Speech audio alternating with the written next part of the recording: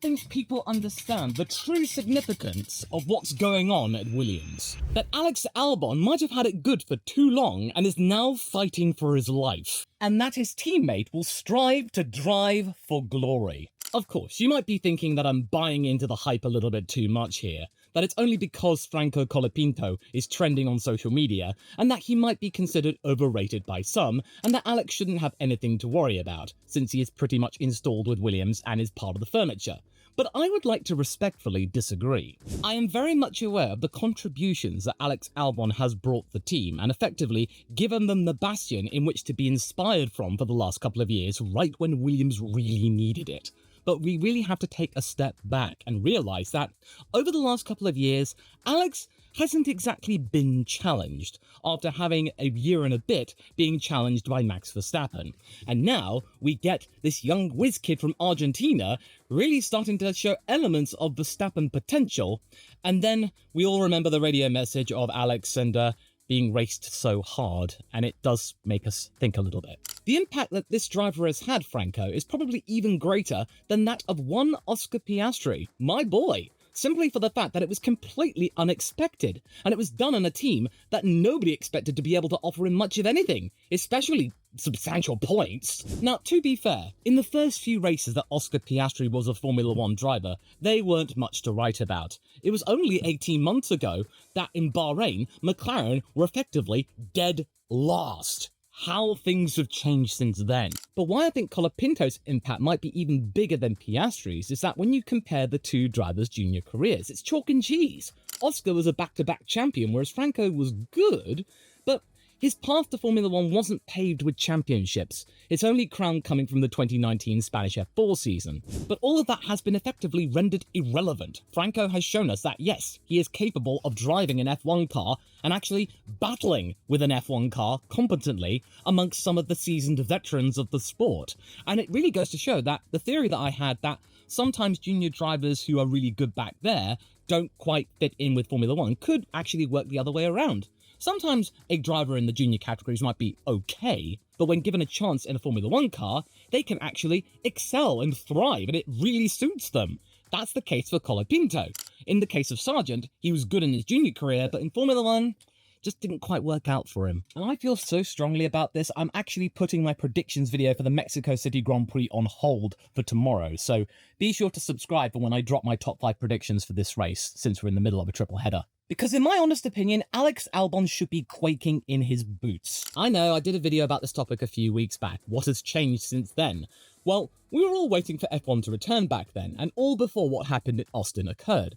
But right in the middle of the triple header of the Americas, we can start to see a huge outpouring of support before Franco, and even more besides. And it especially helps that right now, Aston Martin are floundering, whereas with Williams, they've been steadily progressing and somehow have found themselves, according to the Formula 1 progression charts, of being the 5th fastest car, and they might find themselves in the chance for points more than anybody ever suspected. But the reason why I wanted to circle back to this topic was because of what Franco's race engineer at Williams, Diego, I'm not quite sure whether I got the pronunciation right, said to the Spanish edition of motorsport.com. He went into excruciating detail about what it's like to work with Franco.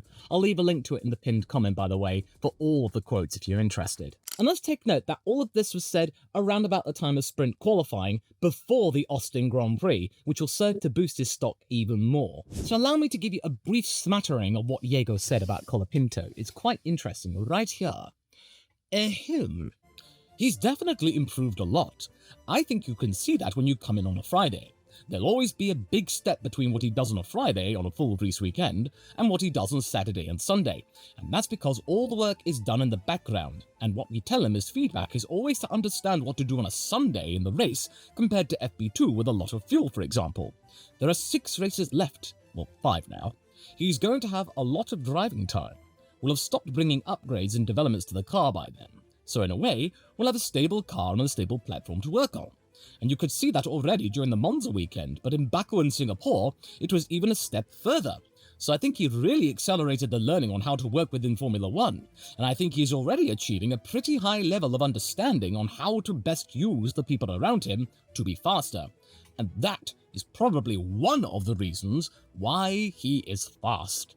Jaeger then goes on to explain that the US Grand Prix could be an interesting test, an additional challenge to see how quick Franco can adapt, because it's a sprint weekend, and that's a challenge for any driver and any team, since it doesn't have the normal preparation time which he had grown accustomed to. Fast forward to now though. Now we have actually taken some time to allow the results of that Grand Prix to sink in.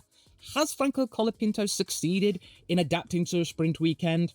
Yeah, I would say so. Especially, we can actually contrast from last year where Logan Sargeant got a point in the Williams only because of disqualifications, allowing him to be elevated to that 10th spot, whereas Franco got that 10th place on merit, and if it had been just a few laps longer, then maybe Franco might have been challenging Liam Lawson for 9th. And I know Lawson actually started behind Franco, so there's all of that stuff to talk about.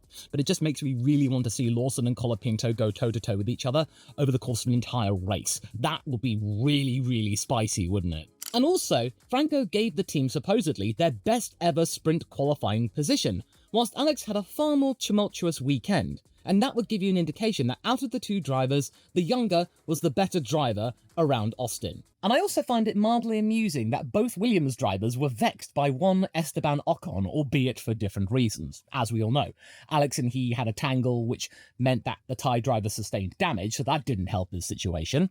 And then Franco was going for the fastest lap and almost had it until Esteban Ocon was pulled in for softs, and then he got the spot to deny Williams that extra point.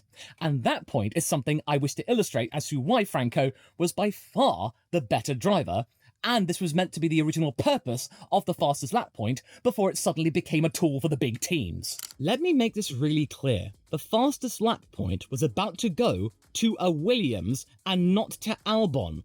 He should really be counting his lucky stars, Alex, that Esteban was able to pull off the last-minute soft tyre tactic. Now, can you imagine what would have happened if Franco had gotten the fastest lap point? He was also really close. I think he was second place in securing the Driver of the Day moniker. That going to Charles Leclerc, obviously, because he managed to pull off the win. He completely ran rings around Verstappen and Norris. That was incredibly incredible. He deserved the Driver of the Day moniker, Charles. Whereas Franco, I think he was a very worthy second, and it's just a shame he didn't get it. I bet in Abu Dhabi, he will get the Driver of the Day because, you know, he'll be on the way out. I understand there are 5 races to go, and Franco might have peaked, or his progress might slow down, or it might go backwards underneath the pressure of the next 2 races in the Americas. But given what his race engineer said, this could only be the beginning. That he's learning every single day he's in that car. And you've also got to look at what he's been able to do in the last 4 races when he was truly hurled in at the deep end, nobody expected anything, and already, in just these amount of races, almost the same amount that Liam got last year, he's pretty much endeared himself to the sport, and everyone is clamouring for him to have a long, healthy, working relationship with Formula One that will see him through for at least a decade. People want him to stay, and I think he will in due course, but it might be a little bit of a convoluted way in which to do so. But it's quite evident that these last couple of months have been a rude awakening for the current lead driver at Williams, and it's now throwing all sorts of future scenarios into the mix as to what could happen to him, to his teammate, and to the team itself. Oh, and to rub salt into the wound, this was Alex Albon's 100th Grand Prix, so what a way to celebrate it, eh? To have all of the mistakes in qualifying, the issues, Ocon's incident, and then Colapinto running rings around you.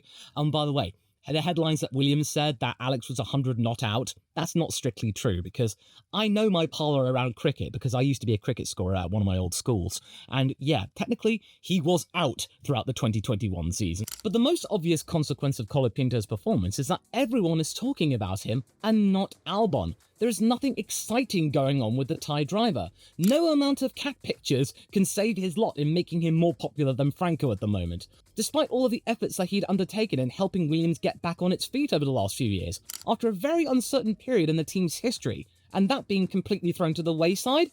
My goodness, that's completely unfair, but sometimes Formula One isn't fair. But it is very important to note here that Albon is not a washed driver, nor is he a bad driver. He is a very good driver.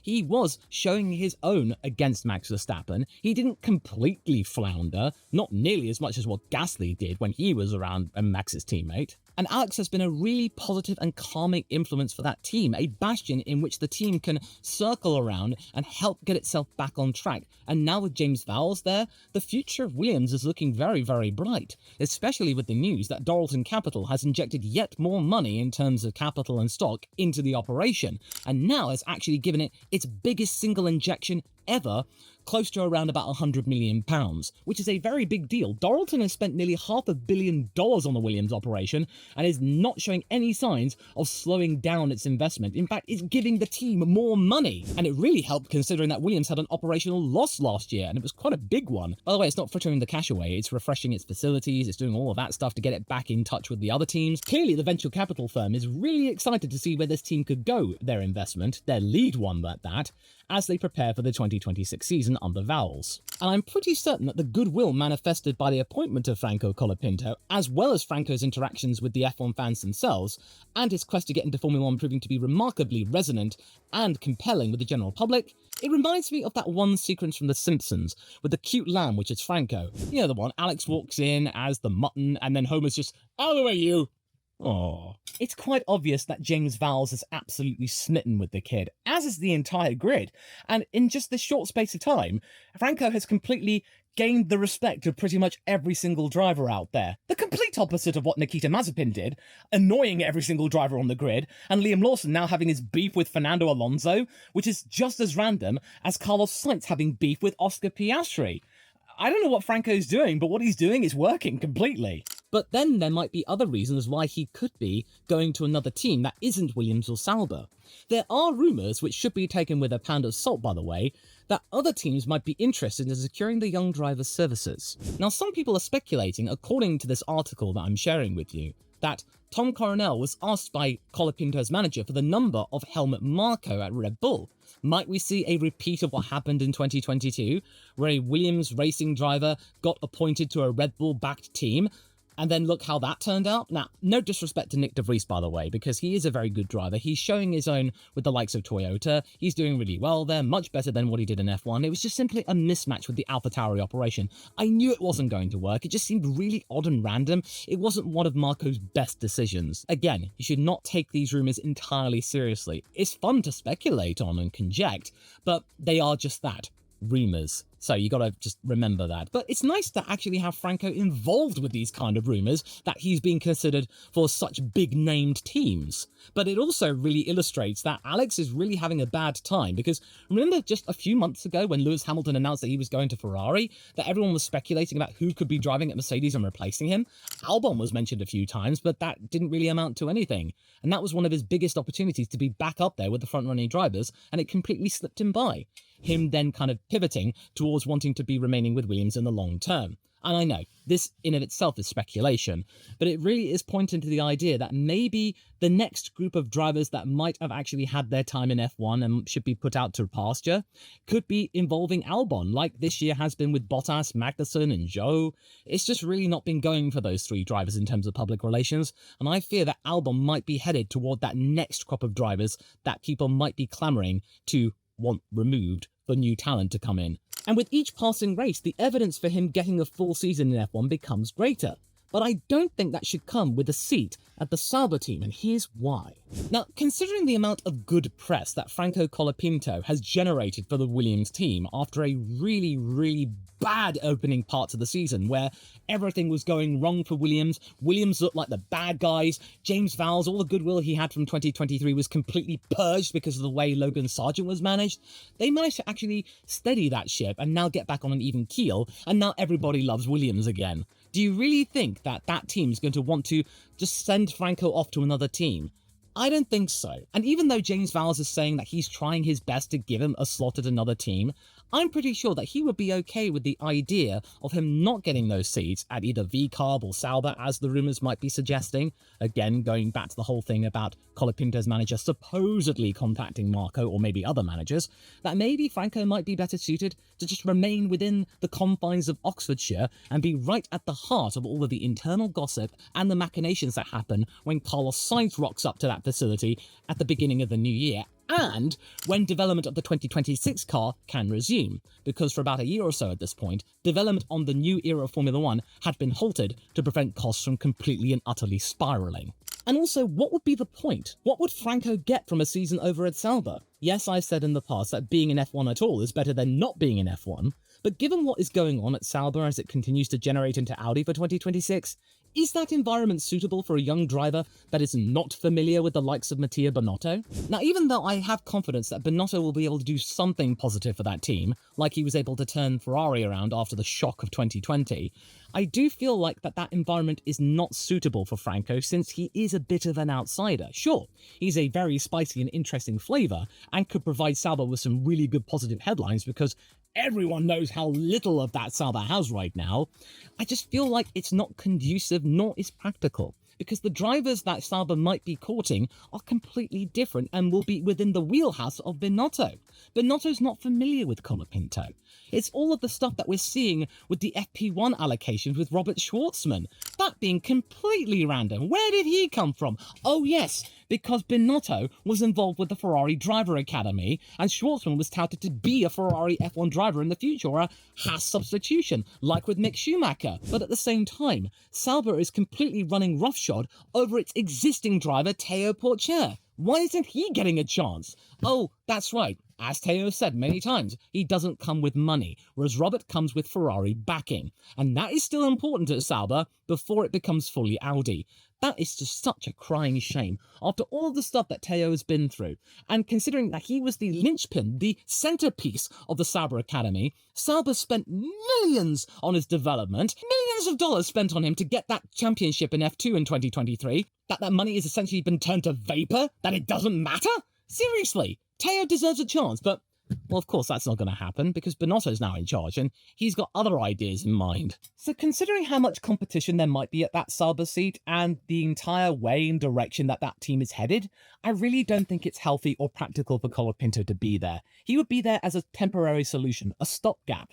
Does Franco want to view himself as a stopgap solution for that team who could drop him in 2026 for someone better or someone more recognizable? No. He doesn't want to say that. I'm not saying that Franco is not better than any of those other options. I'm just saying that they might not be considering him their top priority. So okay, if he doesn't get a full-time seat in F1 next year, what could Franco do as part of his simulator work with the team as well as other duties? Well, he could go back to F2 for next year with perhaps more financial backing coming from Williams since he is a now known quantity and he won't see a same fate that Zach O'Sullivan had with his financial backing from Williams drying up. Or maybe he could get backing from Williams to go to Super Formula, as I said in a couple of other videos, because it's actually proven that Super Formula car is really good learning and training for a potential seat in Formula 1, since it's just as fast, if not faster than an F2 car. But it's really important for Franco to understand what he really wants. Does he want to be at the heart of Williams and be ready to pounce in case one of their top drivers leaves or is acquired by another team? Because I think it's very important for him to know every single facet of what Williams is doing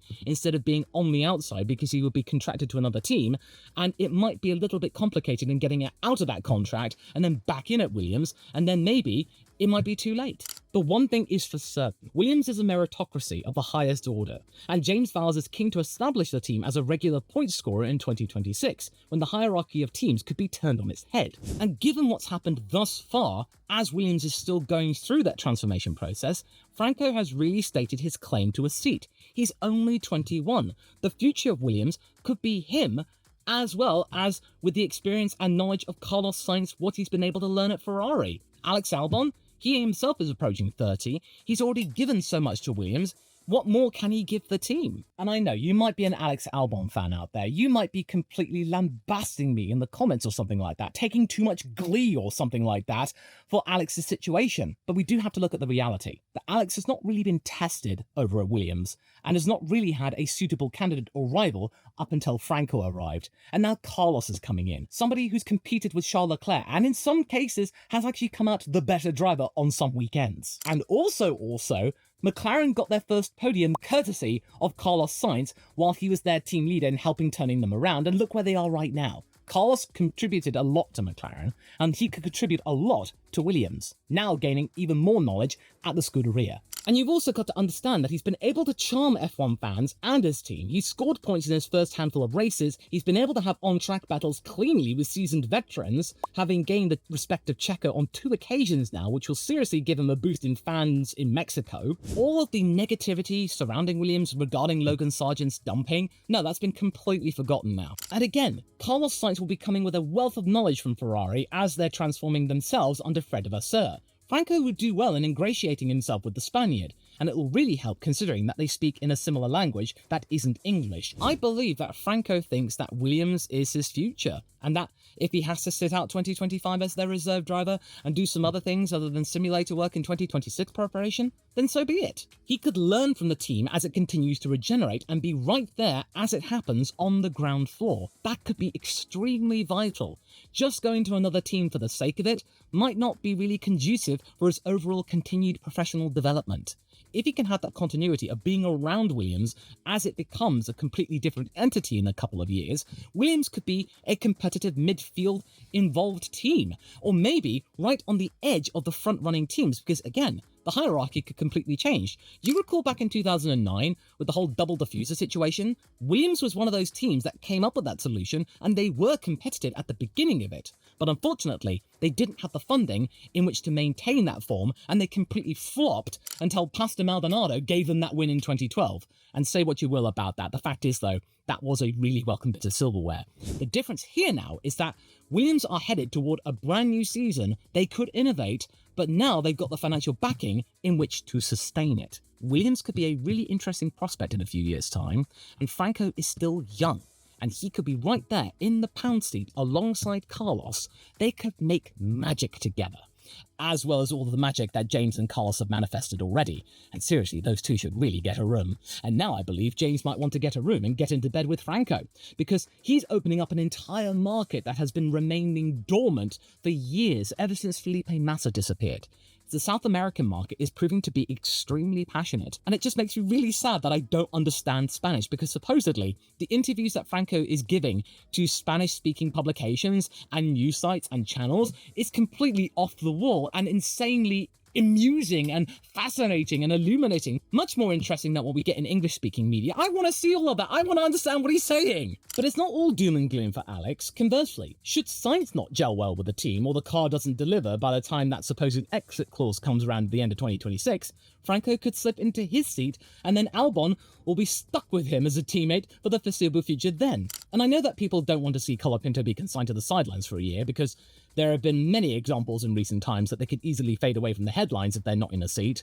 But you've only got to look at what happened with Liam last year with Daniel, as well as this year. Because as I pointed out many times, every single time Daniel Ricciardo or Yuki Tsunoda made a mistake, they would easily cut back to Liam in the garage, looking at the screens, and just trying to paint the story of like, oh, Liam's right there, he's gonna get ya, he's gonna get ya. He's like the backup car in Top Gear. Franco will probably be doing the same thing. Every single time next year, Alex or Carlos makes a mistake, Franco will be right there as their reserve, and he'll be giving a knowingly wry smile to the camera and going like, oh yeah, I'm gonna get them, I'm right there. I'm still young. Oh yeah, I'm even younger than Oscar was. Yeah. And also, I reckon that Formula One itself will easily facilitate a situation where Franco Colapinto is a long-term fixture. Do you really think that Stefano Domenicali is going to look at all the buzz and hype that has been manifested due to Colapinto's presence, and then look at the South American potential, and then just go, well, no, we don't need that, we'll pass. No, because Franco being there is a really good marketing point which can hark back to the sport's heritage, something they've actually been leaning lightly on, not really doing much with it. And a lot of fans are wanting F1 to understand where it came from. And they could easily, with Franco being there, recollect the antics and actions of Juan Manuel Fangio, as well as Carlos Reutemann. Franco has already made a good opening case, and it's incredibly poignant that the last point-scoring Argentine drove in a Williams. Carlos Reutemann was going for the title with Frank Williams' machine, and only lost out slightly to Nelson Piquet that year, so, we might see a further relationship with an Argentine and a Williams. So Alex Albon, you've got to step up and be aware of what this kid can do. Much like how Lando Norris might have to step up next year and recognise what he can do, as well as Oscar. But the Brits should still be pleased with what he's been able to do this year and having improved a lot, especially what it takes to battle Max Verstappen. To find out why I think there's plenty more that Norris can do to reach his true and absolute prime, you can go and watch this video next, and if you like what I've said so far, be sure to subscribe to this channel. I shall see you around.